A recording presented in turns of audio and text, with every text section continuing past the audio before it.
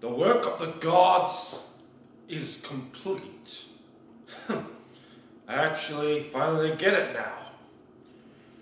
Apparently Kakarot has temporarily attained a state that no other god was able to achieve as of yet.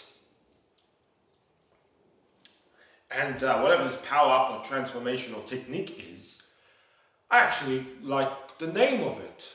Quite original for once. Yep, original name, original concept, but more onto that later. 1 hour special that aired the other day, and I've seen it about a couple times, and despite what I was expecting, it was quite amazing.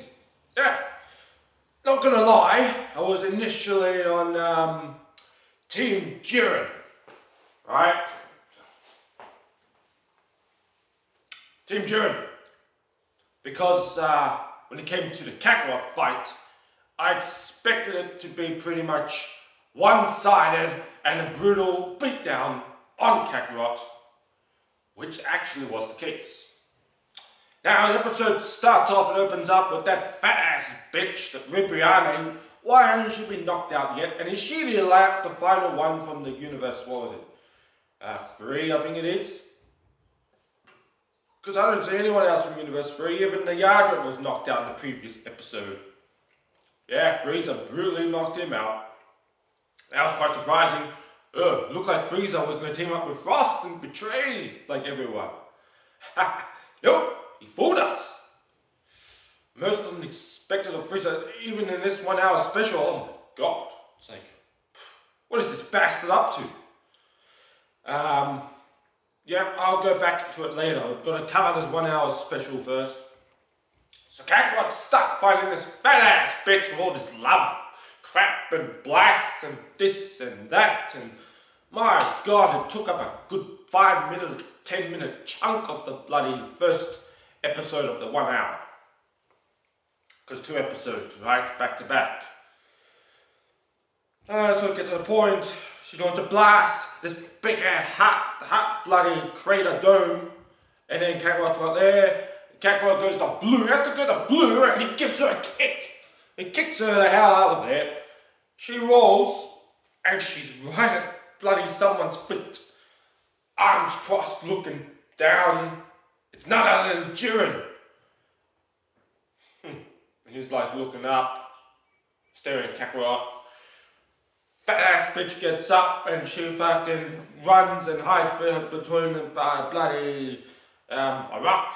And she spouts out, "Oh, you fallen in love with me too," and all this shit. And Jiren just ignoring you. He's like having none of it. It's like... And then she goes and then she hides and yeah, you see her again later.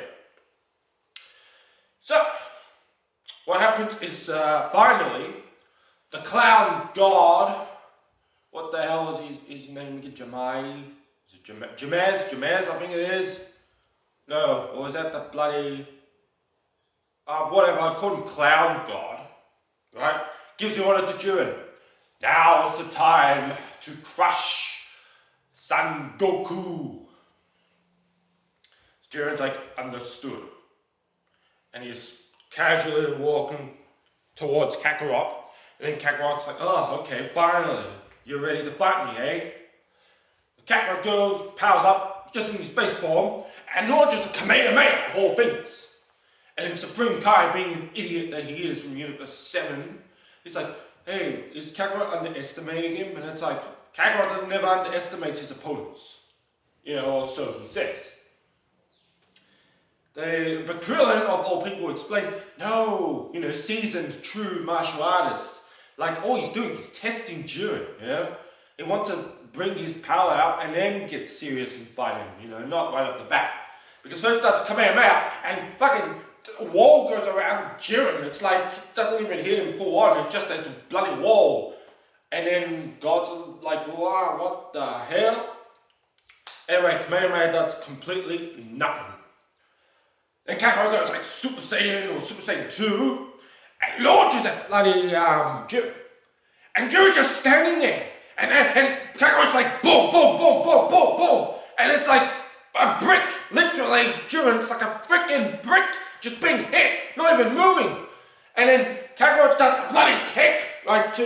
a lick, and briefly moves. But nope, just stationary.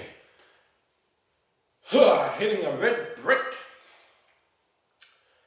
And then Kakarot goes once again, red god form. And goes and launches at bloody Jiren. So he's like, bam, bam, bam, bam. But Jiren's just one hand, and he's like blocking everything. Boom, boom, boom, effortlessly. So that does nothing. Can't even touch him. Okay, Kakarot goes base form. Goes to blue. And again, launches at Jiren. And now this time, Jiren is blocking. Yeah, pushes Jiren back, and they're on the move. This way and that way. But it's not long until Jiren, he does this quite a bit. He grabs Kakarot by the ankles and then starts slamming him against the walls, the rocky terrains and stuff. And then Kakarot goes Kaioken to break free, and then tries to go attack Jiren more. Nothing. Jiren grabs him by the ankle again, and bang, bang, bang. And then Kakarot's there. And then at one point, Kakarot's on the ground, not gonna crawl in. And then Jiren's got his foot on his back like a back crusher. And then he grabs him. And then knocks Kakarot back. So Kakarot doesn't know what to do at this point. And then Jiren goes to unseen punches. It's so fast. No one can see. Even Vegeta's like, what the bloody, can't see anything. And then, boom. Kakarot looks like he's pretty much done for at this stage. Doesn't know what to do. All these hits have been landing on him. He goes to base form. And all things, okay, ready to see my trump card, you know. You're strong, I give you that much. And he goes on top of one of the rocket pillars, hands in the air, and then he's asking, alright, everyone, please, you know, from Universe 7, whatever, share your energy with me. And then Gohan's the first one to offer his energy. Piccolo's the follow. Even Roshi and Tien and Krillin in the crowd, yes, they all do it. Everyone does it, including, of all people, Frieza. It's like, yes, this brings back bad memories on Namek, you know, this attack he used on Frieza, and Frieza barely managed to escape. He lost a chunk of his tail and that was it. And it's like, alright, here is the energy of Frieza-sama! What the hell? But I said everyone, except for one person. Vegeta's looking like this, and he's like, damn Kakarot, I'm not helping. Screw this. Good. I'm watching a live stream, and everyone's like, hey, Vegeta, you're a dick. Like, why are you not helping? And this and that. And it's like, Vegeta's using his head. He's reserving his energy, his strength. He's been doing a good job of it in this tournament. He hasn't like really spent himself or anything like that. Because while everyone's bloody giving their energy, even the androids, everyone, or from Universe 7 pretty much that is. No other bloody universe is contributing or whatever, you know. Fat ass bitch still hiding in the back between like the bloody rock walls. So he's from behind, he's uncovered, you know. I'll get him with one of the love-like blasts.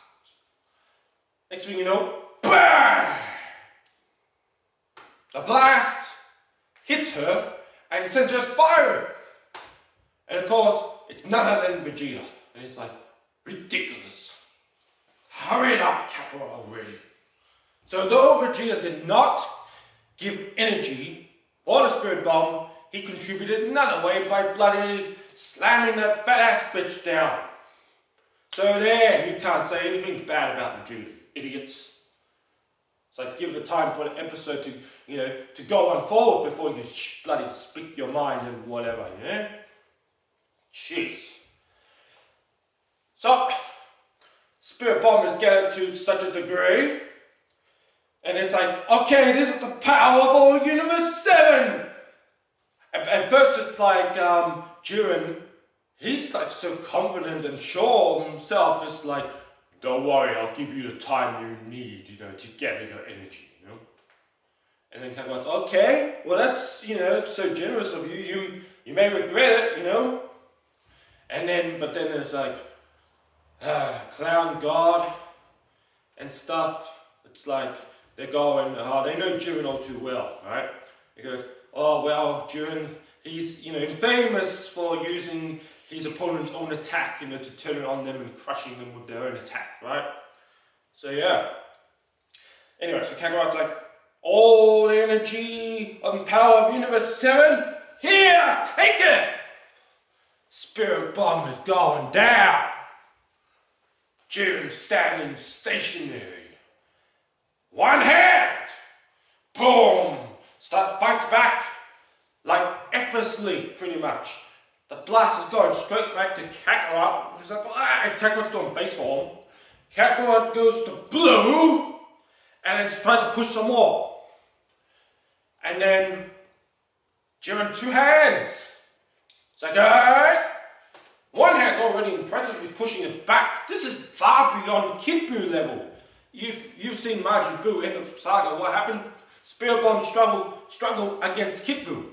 And then Kakarot had to get his strength replenished so he could go Super Saiyajin and then finish the job.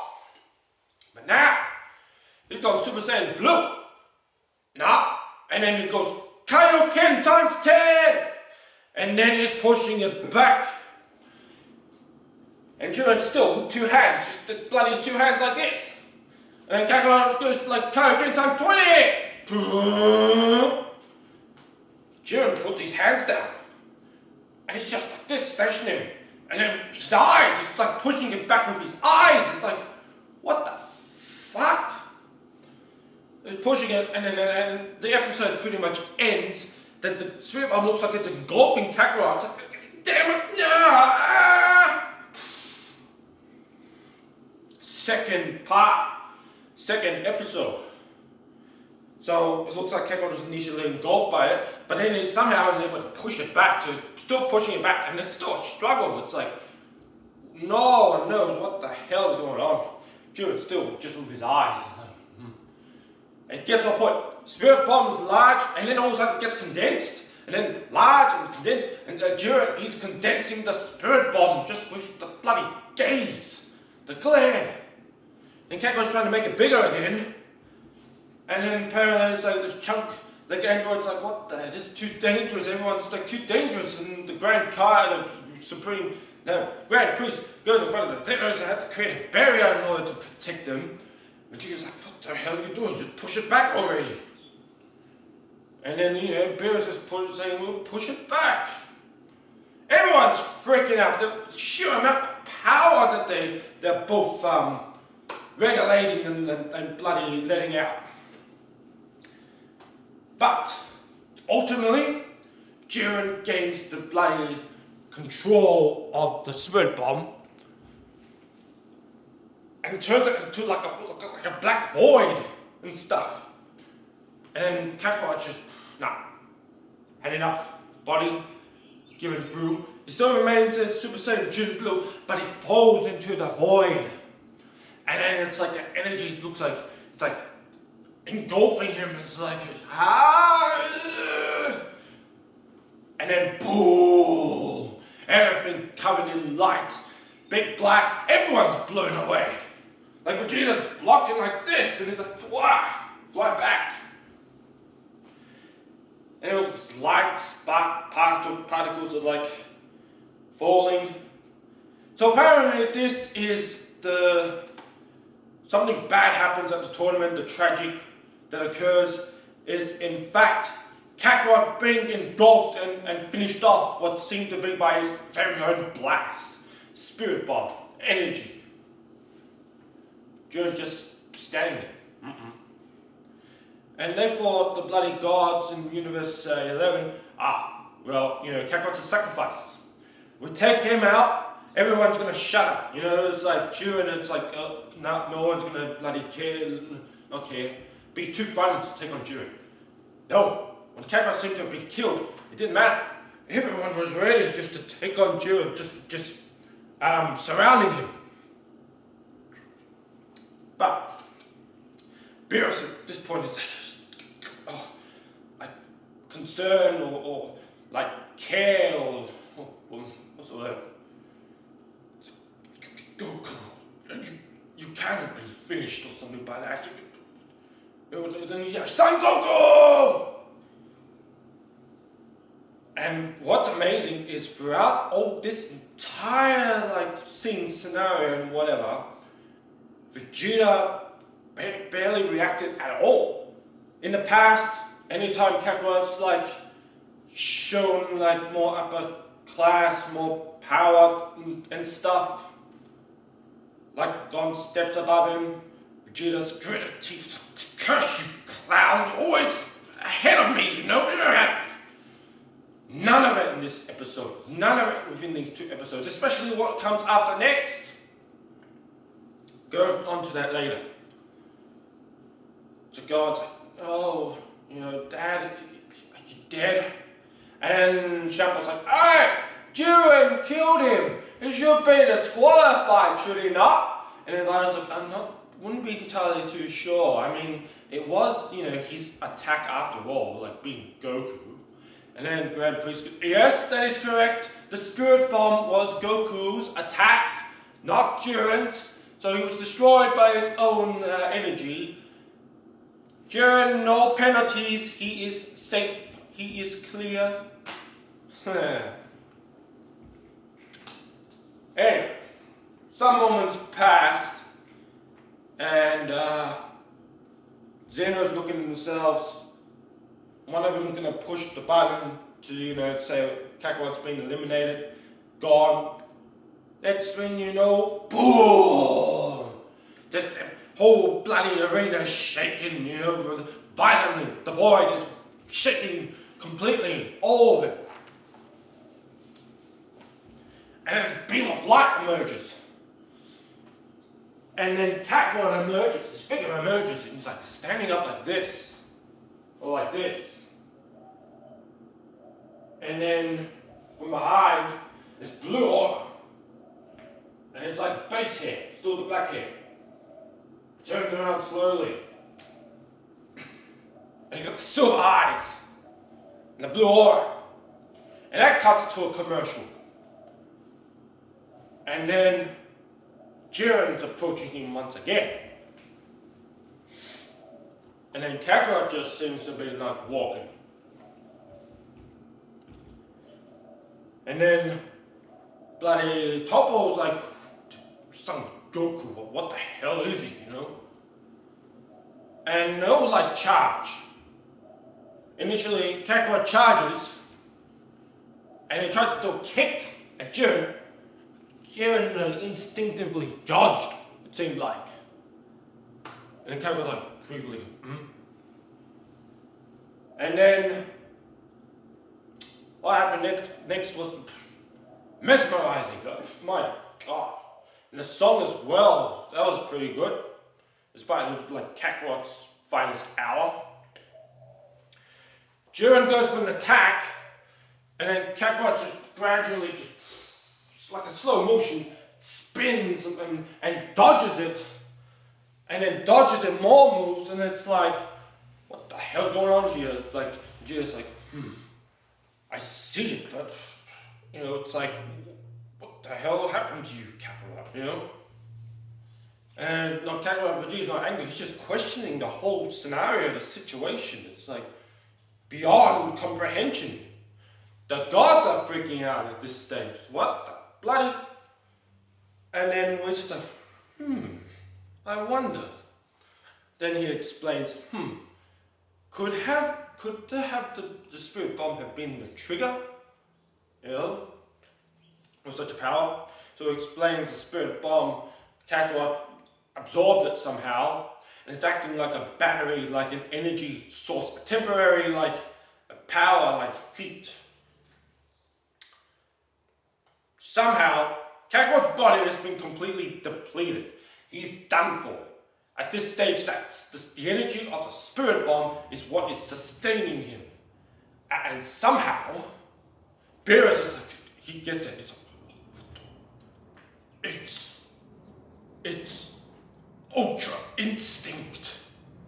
And Shambo over here with his big ears, like, what? All the gods here, and they're freaking out. No mortal can bloody attain something like this. It's impossible. Us gods can't even do it. And it's all about what Whis was trying to teach. Only two people, Vegeta and Kakarot. The body to move by itself, without thinking. Just complete, pure, natural instinct. Temporarily, Kakarot has received this power boost from his own bloody attack, being the spirit bomb, being engulfed. Like, instead of being destroyed by it, which is odd because the spirit bomb naturally is supposed to only, if you're not evil, right? It's not supposed to bloody hurt you. You can't be like touched. Which is funny because is Jiren evil? Like, they mention Toppo's like, oh, okay, fight to your heart's content. Jiren, you want the Super Dragon Balls. It's like, what could Jiren possibly want to do with the Super Dragon Balls? Like, does he have good intention? Does he, if he wins, does he want to wish everyone back? We don't know at this stage. We do not know. I mean, you know, the Justice, you know, the Pride Troopers. But then they talk about conquering planets. Something iffy is going on. And then, Whis is like, the rumors are true. When he mentioned there's a mortal from another universe that has actually surpassed his own god. And now we know for a fact that Jiren is the one. He has actually surpassed that clown god of destruction. Not all gods, because not all gods have the same level of power. Beerus apparently is stronger than the clown god. So he just surpassed his god. So, and Frieza's like gloating, it's like, should have expected this much, you know? So Frieza, Vegeta, the way they behaved in this episode, it's like, yeah, it's more speculation. And added to the fact that they made Kakarot this time fight the big bad. Of all people, he fight the big, well not the big bad antagonist, the biggest threat or whatever there is, right? Normally what happens? Like with Hit, Vegeta is the one to face against the bloody antagonist. And what happens? Brutal beatdown. Kakarot comes in and then miraculously saves the day. For the most part. In movies or whatever. Movies and what? Against Frieza? Yeah. So, interesting. Anyway, gets to the point, the fight is not over. Kakarot, this is so fast, I've never seen anything like this in Dragon Ball. The amount of power was enough that they're like floating and literally, like flying is not allowed or whatever, right, in the void. But their power of like Kakarot and Jiren, my god, they were able to like literally go and soar and all that. And then Kakarot's like bouncing off a pillar and he's attacking fucking Jiren like this. And Jiren's blocking. And then one point he's like stationary like this. And he's just blocking. But it seems to be pushed back. That fight, my god. Ultra Instinct. Saiyajin. Anyway, the end of it. Kakarot goes for like a dragon fist. And burn. But Jiren simply blocks it. And it's like, so that's your limit? Are you done now? Because before that, Kakarot, his eyes were going from silver to black, so the power's running out. It's like when he became a god or whatever, kind of, in a way. power's going phase in and out, in and out. I think that Dragon Fist actually is the one. Kakarot literally roared like a beast for the final attack. It's like, Jiren blocks it. And now he's dead serious. Aura, red aura, surrounding him. And it's like, you're done for. And he blasts Kakarot away. Kakarot's lost the power. He's kaput. And Kakarot's like, ah! Cross the crater.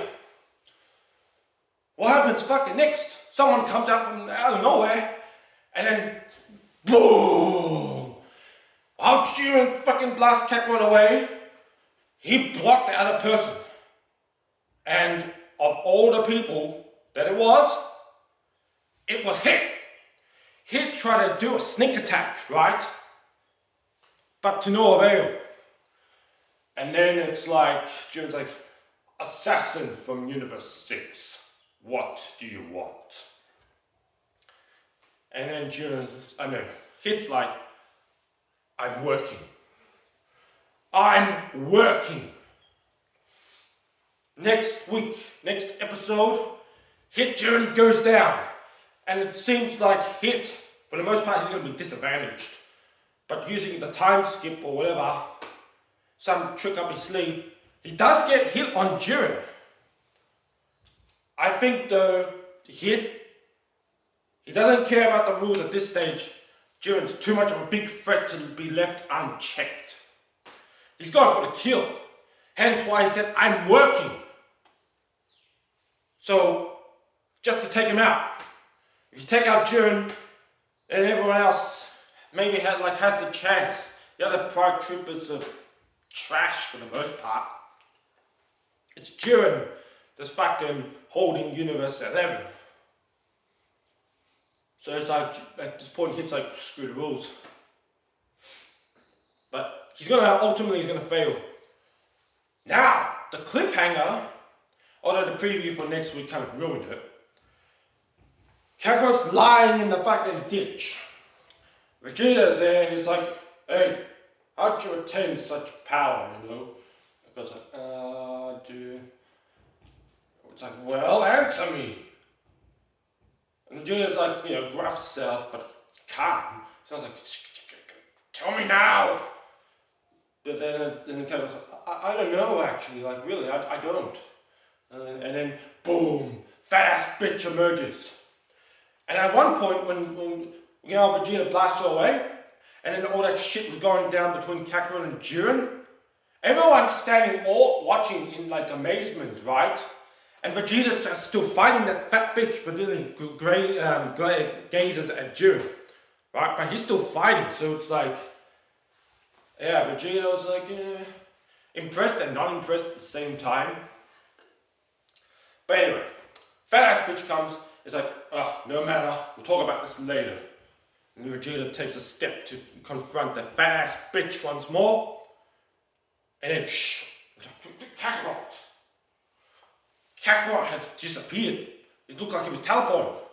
Next thing you know, Kakarot's in another place, like in a ditch. He's fucked, he's done for. But he opens his eyes, and there's purple kind of like energy. Light. It's none other than Frieza. Looked like he's gonna blast him. But then Frieza goes, well, this is quite a familiar scene, isn't it? I recall what happened on Namek. Boom! Black. The fact that Frieza mentioned... How long is this video? Okay, that's good. Namek instead of Earth is interesting. Because what happened on Namek, this is kind of a situation, scenario of what comes around goes around. But Frieza, he's not turning a new leaf.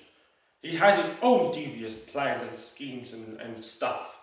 Like, he's determined to survive a tournament of power, whatever means necessary, even to team up with the people he hates the most. Notably, mostly Kakarot. He worked with Gohan the other week. And Gohan was lucky because Gohan caught to Frieza's plan. He knew that Frieza was playing Frost. But Frieza said if Gohan didn't wake up and realize and got all shit and serious, right? Frieza would have had no choice but to kill him or take him out or something like that. So Gohan, bloody analytical, it was good. He paid off. He woke up. And he was playing around. So Frieza, boom, gave him a brutal beatdown. But Gohan was acting alone. So Frost was like, Frieza, yeah, you are on our side. We're team and all that. He even called him Sensei and whatever. Oh no, Senpai. Frost was like, and Frieza's like, well, you know, first lesson,